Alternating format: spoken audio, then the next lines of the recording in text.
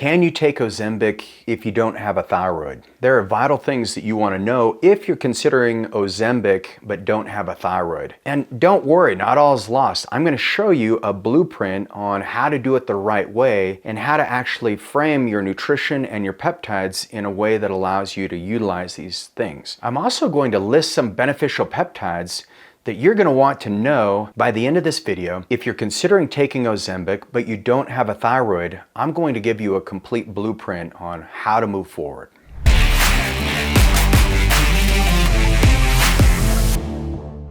So one of my clients from southern Utah had exposure to radiation and ended up losing her thyroid in her 30s. And the problem when she lost her thyroid is she just started gaining weight. She noticed that her skin was dry all the time. She didn't have regular bowel movements and no libido, and she was cold no matter how hot it was outside, and it drove her crazy. While she was taking levothyroxine and doing all the things that her endocrinologist had prescribed, she just never thrived. And she came to see us a couple decades later, and as we sat down, I said, well, there's some issues that we need to address with your thyroid before you start considering getting on medications like Ozempic, because her doctor said, hey, Ozempic is a very phenomenal medication, and we're seeing incredible benefits for weight loss. And she also had insulin resistance. She wasn't diabetic. And so she was concerned because she didn't have the diagnosis that would allow her doctor to prescribe it under insurance at the time. And so she came to us as for an alternative perspective. And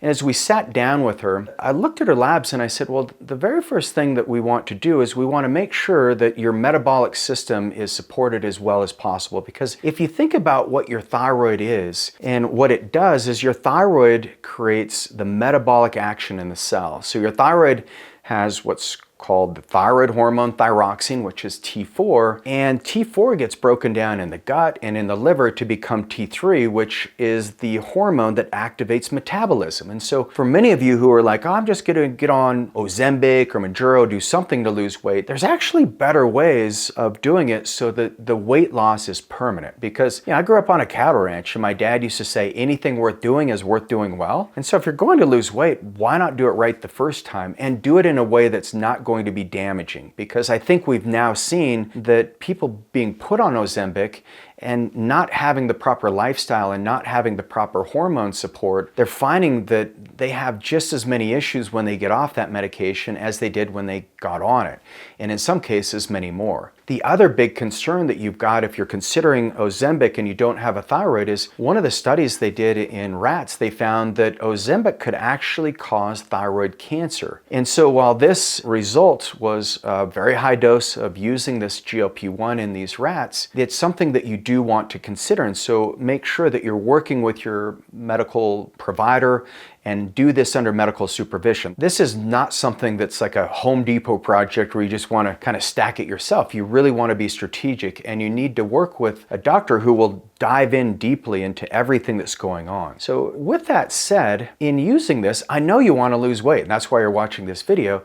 And if you don't have a thyroid and you're still struggling with some of the thyroid symptoms, well, I'm going to go through just 4 questions and just answer it yes or no. Number 1, are you cold all the time? Do you have cold hands, cold feet? Number 2, do you notice that you just don't have motivation like you'd like to? You wake up in the morning and you just feel like, man, I don't know how I can accomplish anything today because you're overwhelmed. So number 3, do you have digestive issues? Do you have a hard time having bowel movements, or do you notice you get acid reflux? And then number 4, do you have a hard time recovering from your workouts? So if you answered yes to any one of those 4, then now is not the time to go get on Ozempic. But if you answered no to all of those, then it may be a good time to consider it. So if you answered no to those, some of the things that you'll want to consider is, are you on the right thyroid medication? And working with your endocrinologist, you want to ask about medications that help with T3, not just T4. T4 or levothyroxine is the most commonly prescribed thyroid medication out there. We've been using it since 1950, but what we found,